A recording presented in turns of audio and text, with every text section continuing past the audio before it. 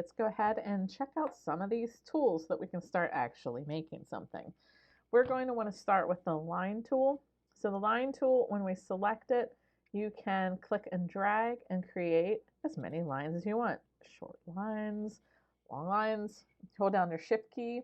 It's going to constrain its proportions to a perpendicular and a 45-degree angle, depending on which route it takes. You can change its thickness under this top menu, so you can make it 6 points, you can make it 100 points, which we know is going to super exaggerate it.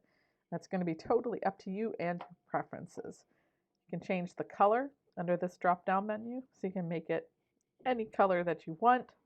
If you want to change your color here on your toolbar, you're going to want to pop the line up front. You're going to want to make sure the stroke is on top, because if this one's on top, the fill is going to change, which there is none. We want to have the stroke on top. You can change any color from your color mixer, your color guide, your swatches, because this is still on top, or you can double click and you can use the color picker to choose any color that you want.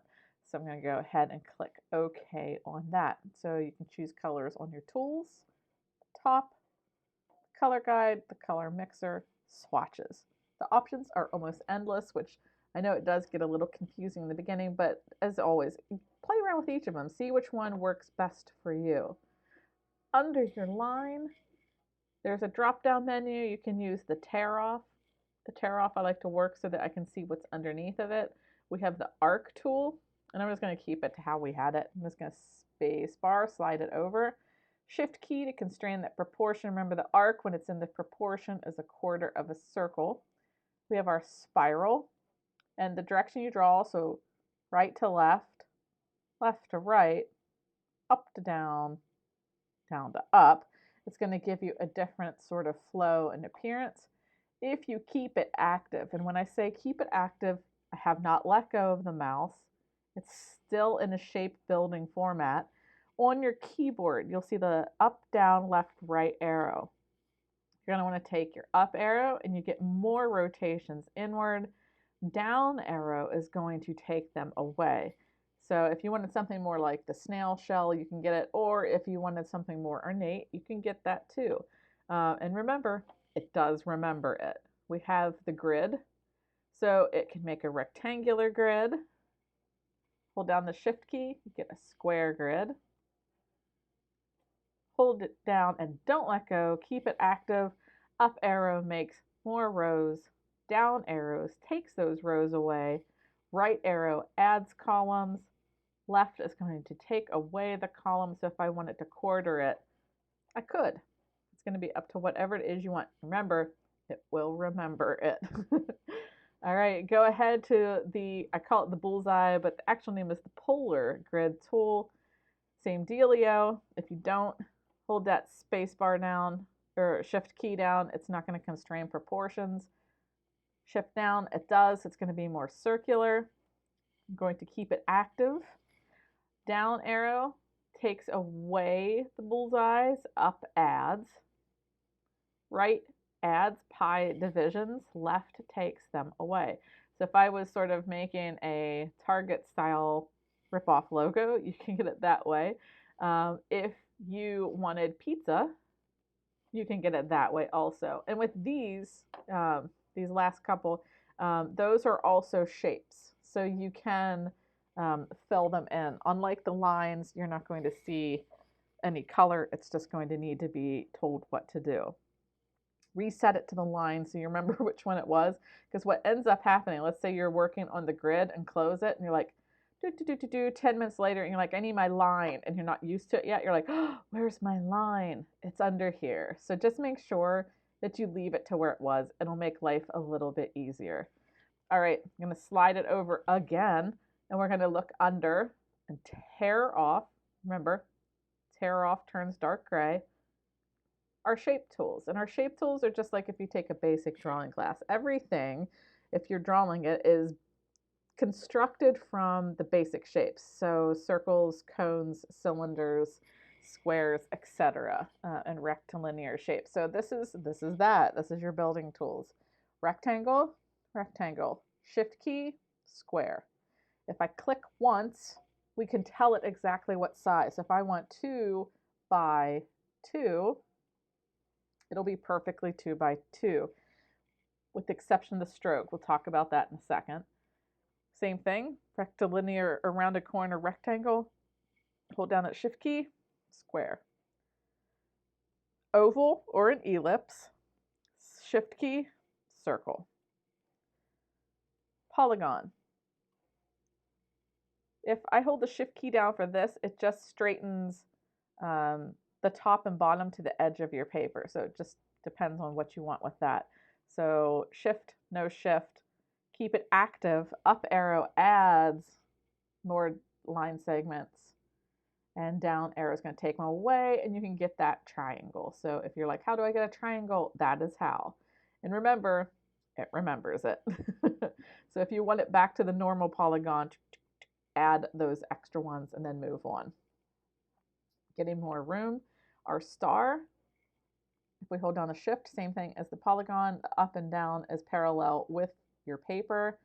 If I keep it active and I add with my up arrow, you're going to get a burst. And if you down arrow, you're going to eventually make your way back to that triangle. So you have two ways to make a triangle. And I'm just going to reset it back to how it was so it remembers it.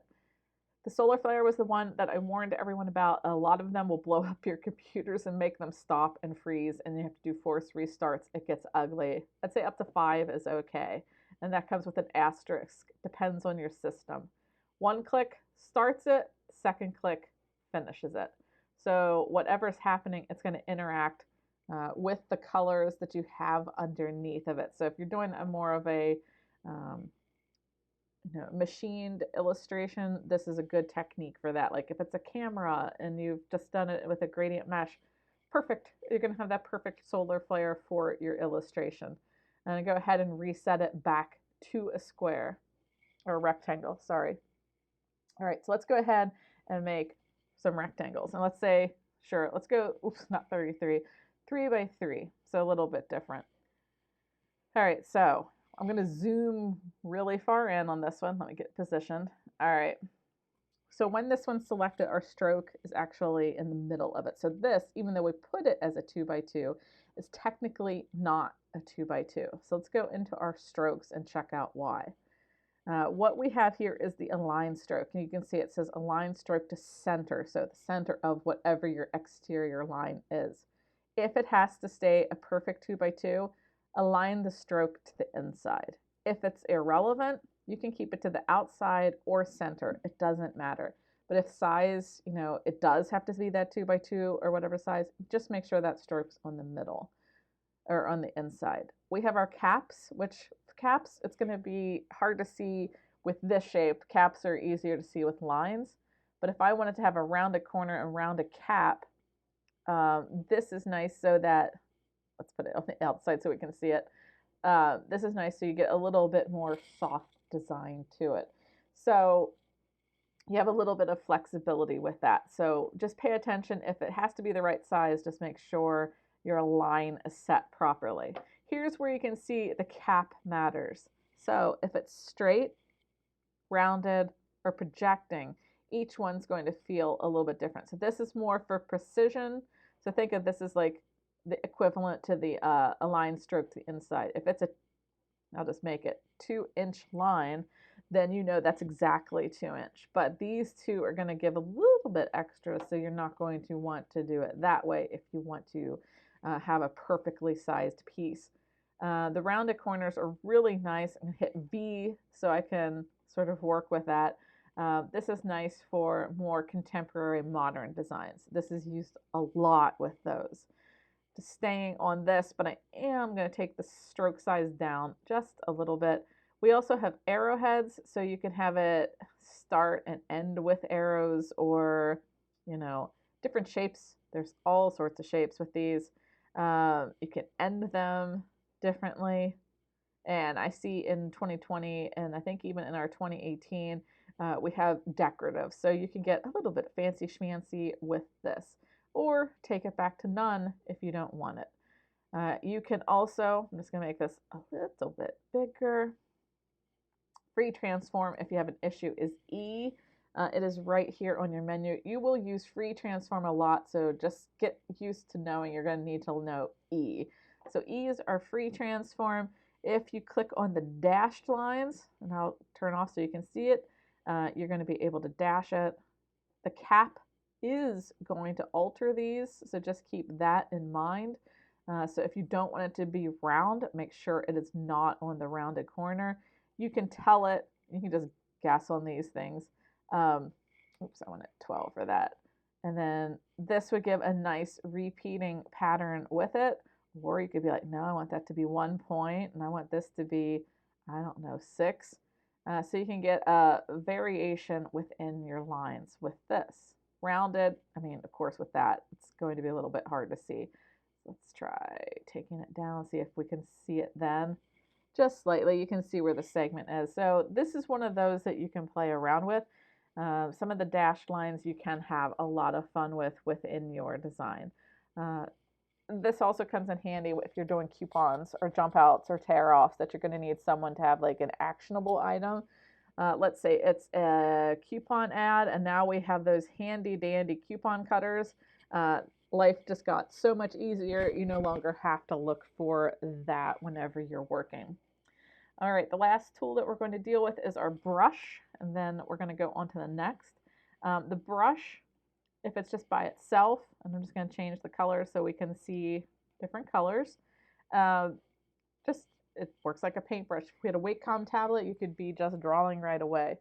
Underneath of it is the blob brush, and with the blob brush, it's going to take everything and make it one solid unit. So all of this moves together, whereas this, each piece is still independent, so you have, infinite editability with this. So the blob and the regular paintbrush, its paint style is going to be completely up to you and what you like to do. The blob brush, and I'm just going to sort of scoot over here, can be nice if you're doing some sort of repeat texture, like just the texture, not like a systematic texture. So if I copy, and that's Command C and Command V, I can get multiple layers, and it's a little bit easier to navigate. So if you want a sort of scribbled effect, you can get it that way and have less to manage.